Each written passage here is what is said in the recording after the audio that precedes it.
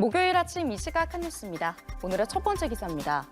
평생 모은 전 재산을 사후에 어려운 이웃을 위해 써달라며 기부한 홍계양 할머니가 세상을 떠났습니다. 기사와 함께 보겠습니다. 네, 기부 당시 할머니의 모습입니다. 할머니는 노점상 등으로 모은 전 재산을 사후에 어려운 이웃을 위해 써달라며 기부해 경기 사회복지공동모금회에 행복한 유산기부 성남시 1호로 이름을 올렸는데요. 성남시는 할머니가 지난 일요일 병환으로 세상을 떠났는데 연고자가 없어 시가 주관에 장례를 치렀다고 밝혔습니다. 또 할머니가 살던 12억 원 상당의 4층 규모 다세대 주택은 생전 밝힌 뜻에 따라 지역 저소득층을 위해 소중히 쓰일 것이라고 전했습니다.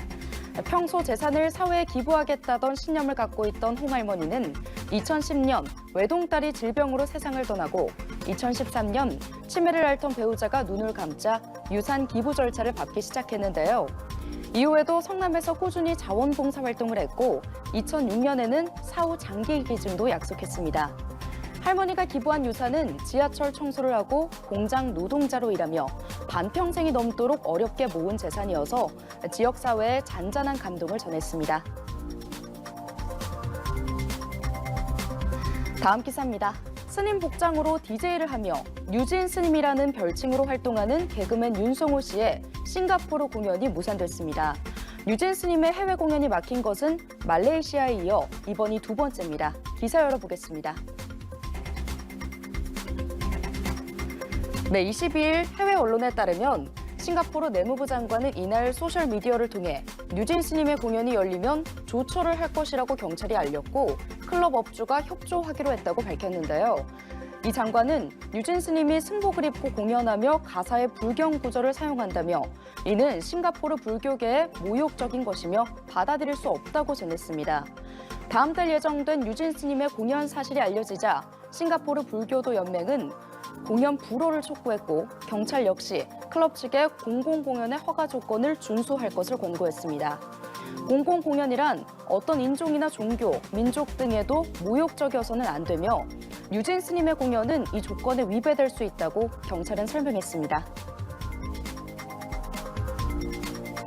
마지막 기사입니다. 어미 침팬지가 3개월 동안 죽은 새끼를 안고 다녀 안타까움을 주고 있습니다. 기사와 함께 보겠습니다.